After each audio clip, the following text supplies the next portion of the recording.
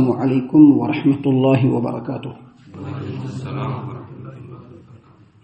اعوذ باللہ السمیع العلیم من الشیطان الرجیم من حمزہ ونفخہ ونفثہ۔ بسم اللہ الرحمن الرحیم۔ اولم یروا الی الارض کم انبتنا فیہا من کل زوج کریم ان فی ذلک لآیہ وما كان اکثرهم مؤمنین وان ربک لہو العزیز الرحیم۔ کیا انہوں نے زمین کو نہیں دیکھا کہ ہم نے اس زمین میں کتنی کثیر مقدار میں ہر طرح کے عمدہ نباتات پیدا کیے ہیں؟ یقیناً اس میں ایک نشانی ہے، لیکن اکثر لوگ ایمان لانے والے نہیں ہیں۔ بلا شبہ آپ کا رب ہر چیز پر غالب ہے اور رحم کرنے والا ہے۔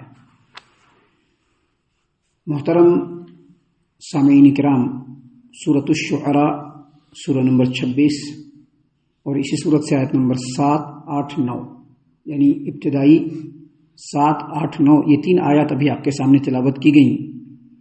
بفضل اللہ، بعون اللہ، بتوفیق اللہ آیتوں کا ترجمہ بھی آپ تمام کی خدمت میں پیش کیا گیا۔ یہ جو 3 آیتیں ہیں، ان 3 آیتوں کا تعلق اس سے پہلی آیتوں سے ہے، اور جیسا کہ کل کے درس میں ہم نے آپ کو بتلایا تھا، اللہ تبارک و تعالیٰ کے کلام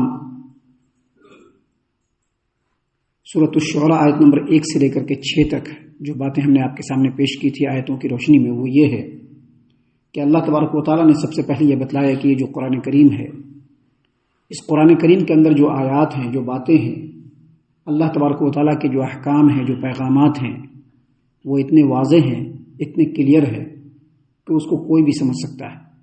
ایسا نہیں کہ اس کو سمجھنے کے لیے کوئی بہت بڑا عالم، علامہ، فہامہ چاہیے، ایسی کوئی بات نہیں ہے۔ اللہ تبارک و تعالیٰ نے اسی قرآن کریم میں ایک سورت نازل فرمائی ہے، سورہ قمر۔ اس میں اللہ تبارک و تعالیٰ نے ریپیٹ کر کر کے بتایا ہے کہ وَلَقَدْ يَسَّرْنَا الْقُرْآنَ لِلذِّكْرِ فَهَلْ مِن مُدَّكِرٍ۔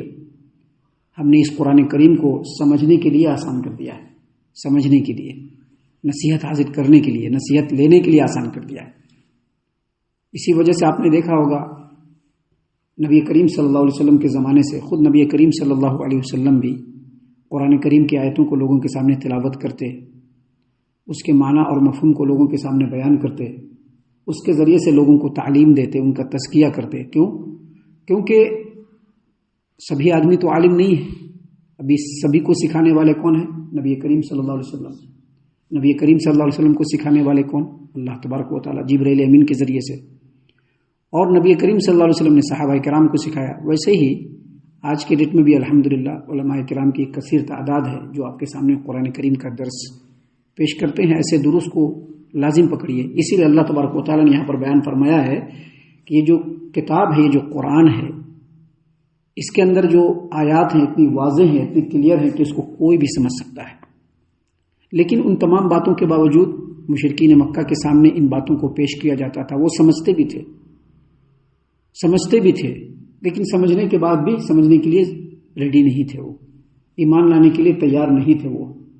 تو اللہ کے رسول صلی اللہ علیہ وسلم کو اس بات کا بڑا دکھ، بہت زیادہ ٹینشن لیتے، بہت زیادہ فکر مند ہوتے، اس قدر فکر مند ہوتے، اس قدر وہ اس چیز کا اسٹریس لیتے تھے کہ اللہ تبارک و تعالیٰ نے آیت کریمہ یہاں پر بھی اور قرآن کریم میں دوسری جگہ پر بھی نازل فرمایا کہ یہ لوگ ایمان نہیں لا رہے ہیں، اس کے غم میں لگتا ہے آپ اپنے آپ کو ہلاک و برباد کر لیں گے۔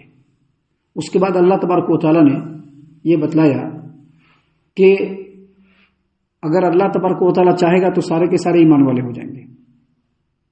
اگر اللہ چاہے گا تو سبھی دنیا میں ایمان والا ہوگا، کوئی بھی جو ہے اللہ کا باغی اور مخالف نہیں ہوگا، کوئی بھی مشرک اور کافر نہیں ہوگا اگر رب العالمین چاہ لے۔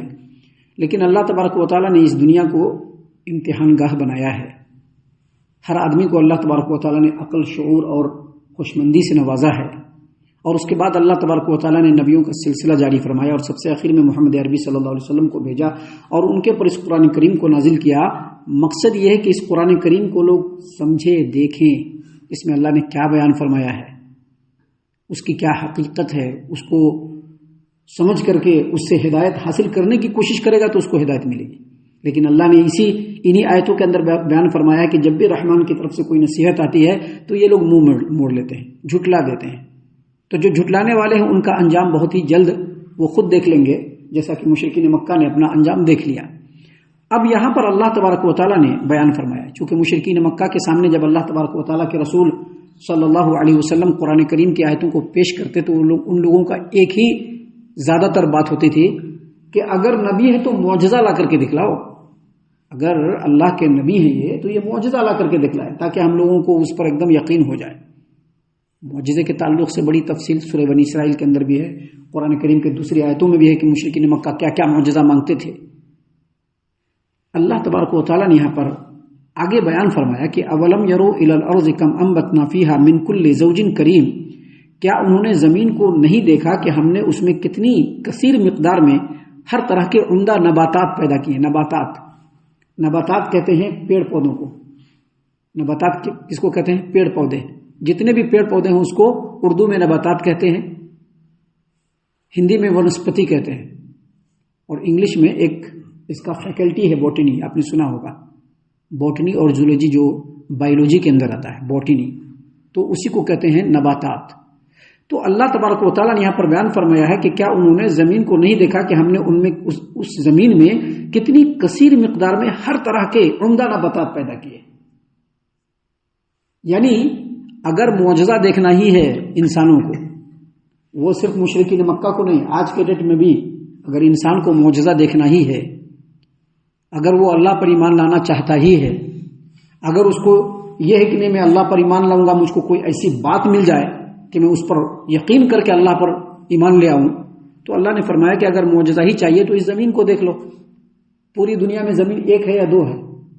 ایک ہی زمین ہے، لیکن اس زمین کے اندر مختلف قسم کی مٹی اللہ نے بنا دی ہے. ایک زمین ہے اور اسی ایک زمین کے اوپر ایک ہی آسمان سے ایک ہی طرح کی بارش پوری دنیا میں ہوتی ہے. ایک ہی طرح کی بارش ہوتی ہے نا، کہ الگ الگ بارش ہوتا ہے؟ نہیں، ایک ہی طرح کی بارش ہوتی ہے. اور جب بارش ہوتی ہے تو اس سے پودے نکلتے ہیں، سبزی اور ہریالی آتی ہے، مختلف قسم کے نباتات اگتے ہیں. اب ان نباتات کی جو پرورش ہوتی ہے، اس کی جو نشو و نما ہوتی ہے کس سے؟ سورج کی روشنی سے. کیا سورج دو چار ہیں؟ کیا ایک ہی سورج ہے، اور سورج کی روشنی بھی ایک ہی ٹائپ کی ہے. اسی روشنی کی گرمی سے نباتات نشو و نما پاتا ہے. تو کیا ایک ہی طرح کے سبزے پیدا ہوتے ہیں؟ نہیں، ہزار قسم کے سبزے پیدا ہوتے ہیں، ہزار قسم کے نباتات پیدا ہوتے ہیں. کہیں ہزار قسم کے پھول ہیں تو کہیں ہزار قسم کے پھل ہیں، لہلہا رہے ہیں، ان کی خوشبوؤں سے زمین بالکل معطر اور مہک رہی ہے. اور پھر یہ جو ہزاروں قسم کی جو نباتات ہیں الگ الگ جگہ میں جو پیدا ہو رہے ہیں، سب کا وہاں کے لوگوں کے ساتھ ایک کنیکشن ہے. ابھی گیہوں کہیں پر ہو رہا ہے تو لوگوں کو گیہوں وہاں پر سمجھ میں آ رہا ہے، کہیں پر کوئی دوسری چیز پیدا ہو رہی تو وہاں پر ان کو وہ چیز سمجھ آ رہا ہے. کشمیر کے اندر سیب ہے کہ نہیں؟ وہاں کے لوگوں کو دیکھ لیجئے، سیب سے ان کا کنیکشن ہے زبردست. اور پھر یہ ہزاروں قسم کے جو نباتات اس روئے زمین پر اگ رہے ہیں، وہ اپنی طرح سے نہیں بلکہ سب کے لیے اللہ تبارک و تعالیٰ کا قانون ہے، اور اس قانون کے حساب سے ہی وہ پیدا ہوتا ہے. ابھی گیہوں کو بونے کا اور اس کو پیدا کرنے کا جو طریقہ ہے وہ الگ ہے، اور راگی کو پیدا کرنے کا طریقہ الگ ہے کہ نہیں ہے؟ اگر انگور پیدا کرنا ہے تو کیا گیہوں کی طرح سے کر دیں گے؟ نہیں، انگور کو پیدا کرنے کا طریقہ ہے، سارا قانون اللہ تبارک و تعالیٰ نے بنایا ہوا ہے. تو یہ جو ہزاروں نباتات ہیں، ان تمام نباتات کے اگنے اور کوپل نکلنے اور پھر پودا بننے اور پھل دینے کا جو قانون ہے وہ رب العالمین کے انڈر میں ہے. اگر انسان اس پر غور کرنا چاہے گا تو بہت لمبا میدان ہے. آپ نے سنا ہوگا جب لوگ ڈاکٹریٹ کرنے کے لیے جاتے ہیں یا آگے بڑھتے ہیں، جب پی یو سی کے اندر جب داخلہ لیتے ہیں تو ان کو ایک فیکلٹی دیا جاتا ہے سائنس. اب سائنس میں کیا چاہیے آپ کو؟